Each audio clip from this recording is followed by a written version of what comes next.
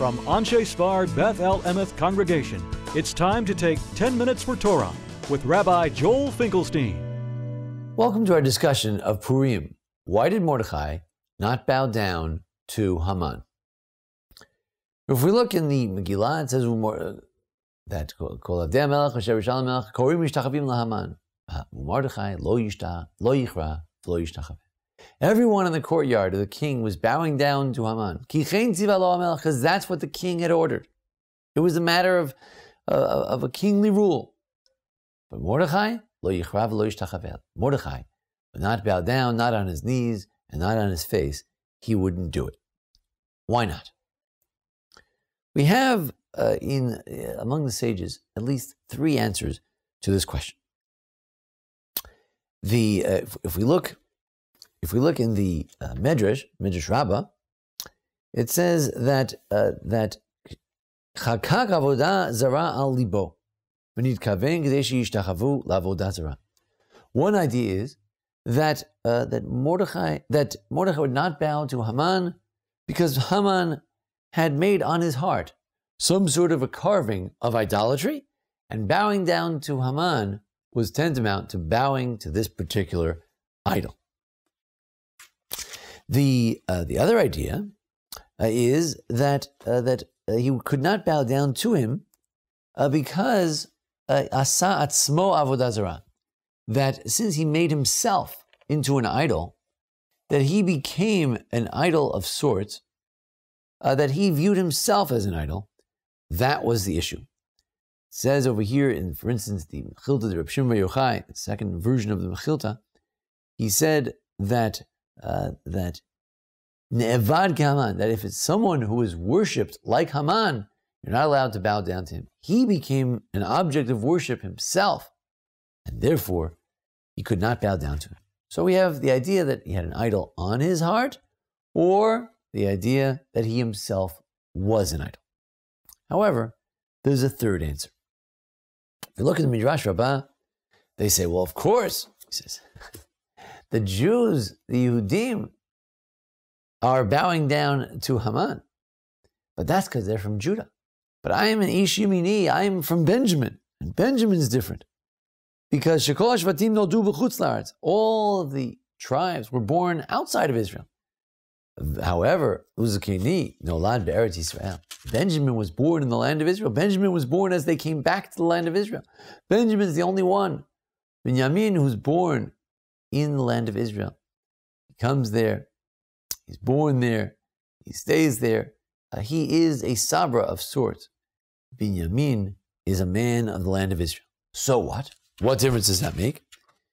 So the Eitz Yosef in his commentary to Medrash Rabbah, he says, you know what difference it makes?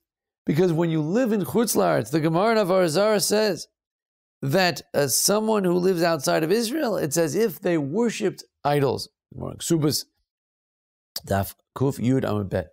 It's as if you worshipped idols. Why? Person outside of Israel, we're always forced to be in various situations.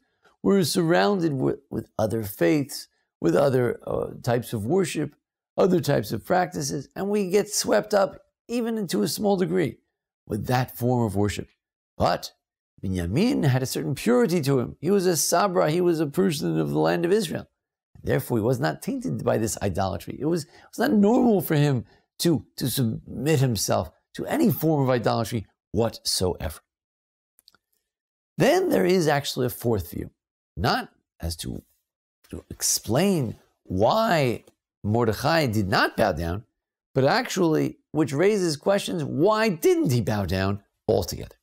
The Gemara Megillah says that the Jewish people, Knesset Yisrael, the Jewish people said, so to speak, they said, Ma'asa li Yehudi, what did this Jew do to me? What has Mordechai done? Ma shilei li yemini. What is this fellow from Benjamin, this Mordechai, what has he done? Delo Kadle Davi Lashimi, number one, there was a Judean called David, and he failed to kill Shimi, and Yalid Minei Mordechai. So what's wrong with Shimi? Shimi had cursed David, it's true, but worse than that, Shimi was one of the ancestors of Mordechai. And I wish there wouldn't have been Mordechai, says this Gemara. You know why? Miknile be Haman. He started up with Haman. He started up with him. Now the Medrash says, you think he's starting up with Haman?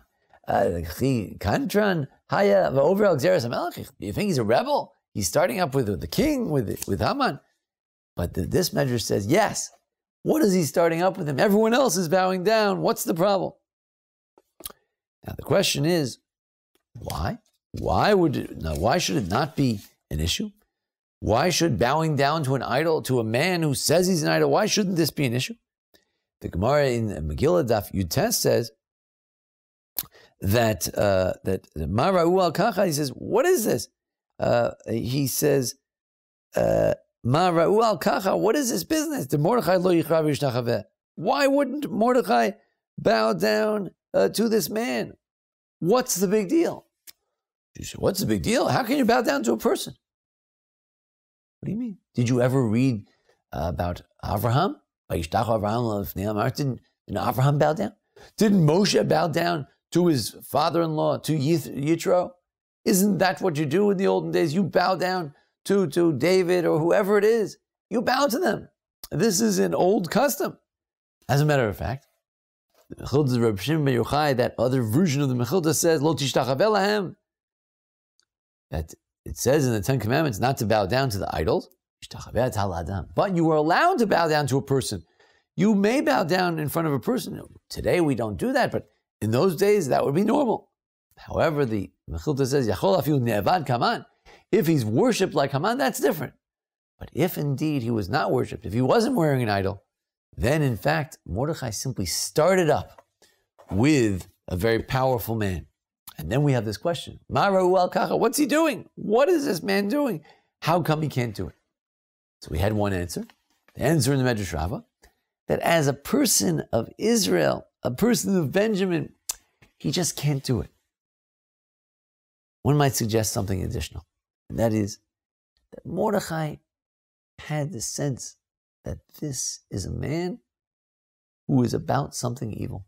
Even before Haman decreed against the Jews, Mordechai had a sixth sense that this is a man who is basically Amalek. Basically, he hates the Jews. Basically, he has no fiber of morality in him. He'll do anything to rise to power. He's all about himself. He is an idol, whether he has it engraved on his chest or whether he calls himself an idol. This man is evil. He thinks he is the king. He thinks he is the ultimate. And this, by the nature of who Mordechai was, he couldn't bow down to this type of person. It would be tantamount to idolatry. And who was Mordechai? Mordechai is Yehudi. Yehudi is someone who, contrary to thinking that he's the greatest, Yehuda said, no, I'm the worst. I made a mistake, he said to Tamar. Yehuda is Hoda, the person who could admit that he's not perfect. He's not God. He's not an idol. On the contrary, he needs to admit when he did wrong. That's the story of David, and that's the story of Judah. They admit when they did wrong. As a man of integrity, a man who, integrity doesn't mean perfection. Integrity means recognizing our own imperfection and being honest about it. That man of that type of integrity could not bow down to Haman.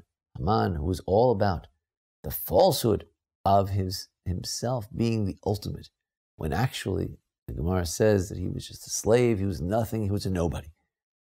Understanding that we are, in some sense, we're nothing. Ma anachnu me'achinu, what are we? But to understand, on the other hand, I am a Jew, and there's certain things I don't do. This is the greatness of Mordechai. And he had that sense when evil was in front of him. And therefore, no matter what happened, even if it would mean somehow the demise of the Jews themselves, he couldn't do it because he was a Yehudi. He had certain pride, certain principles.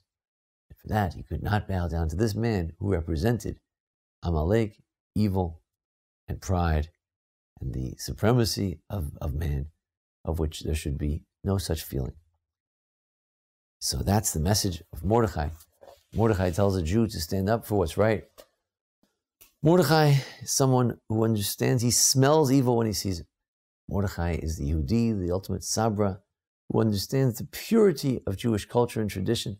It shouldn't be bastardized various other forms of worship. This is Mordechai. This is one of the messages of Purim. Despite our various circumstances in which the Jew finds himself, herself, we should try to be a Yehudi, someone who admits to our circumstance and stands up for what's right. Thank you for joining us here for a discussion of Mordechai, why he didn't bow down to Haman. And join us for each week for discussions of how to Judaism, discussions of the Parsha, and each holiday as well.